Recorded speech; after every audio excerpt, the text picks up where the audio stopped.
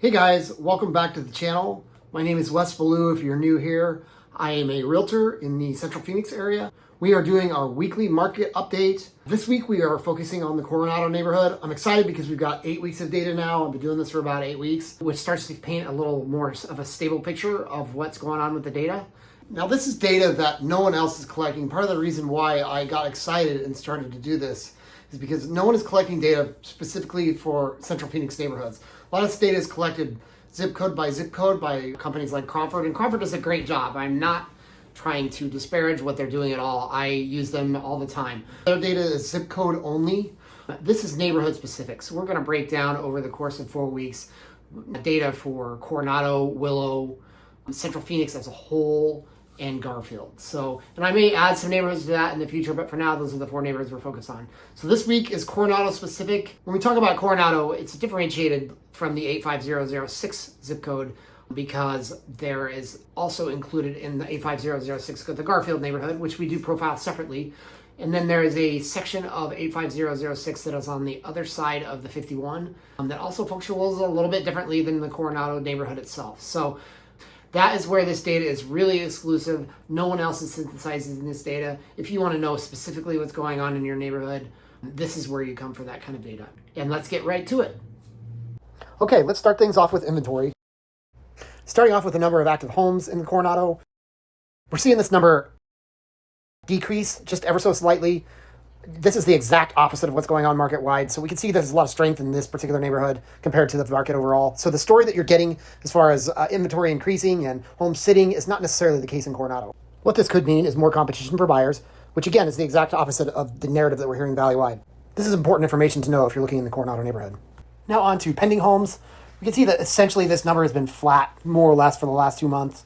There has been a little bit of an uptick over the last few weeks. Hopefully that is a sign that buyers' activity is starting to pick up. On to the new listings for the previous week. You can see a big jump in this number. And this is not just something that happened in Coronado. This happened in all of the neighborhoods that I measure in Central Phoenix. Not sure exactly why this is just yet. Could mean that we're starting to see some buyers move for the summer market. Could also be a reaction to the recent dip in the interest rates that is already gone, by the way.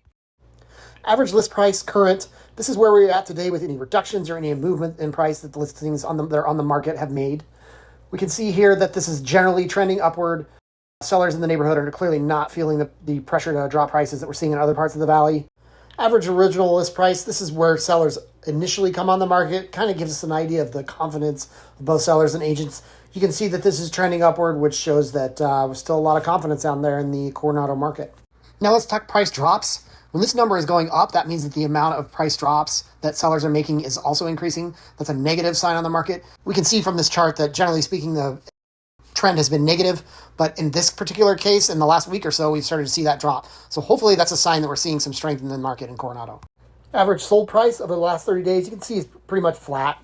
Not a huge trend there. A little bit of a downward trend over the last couple weeks, but nothing that would be too worrisome at this point. When you look at the average sales price over the last 6 months, you can see there's a clear upward trend here, which shows that the Coronado market has definitely strengthened.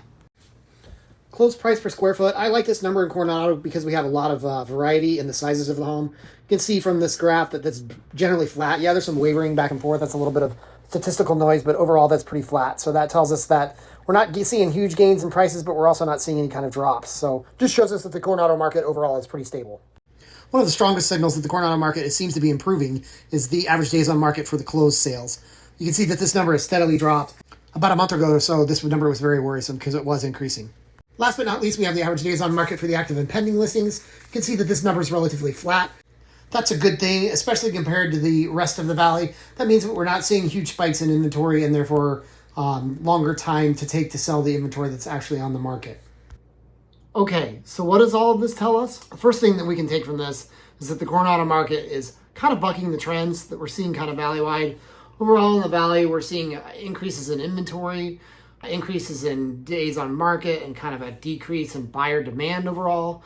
Coronado is holding that line pretty well. We're seeing decreases in active homes on the market, as well as decreases as far as average days on the market.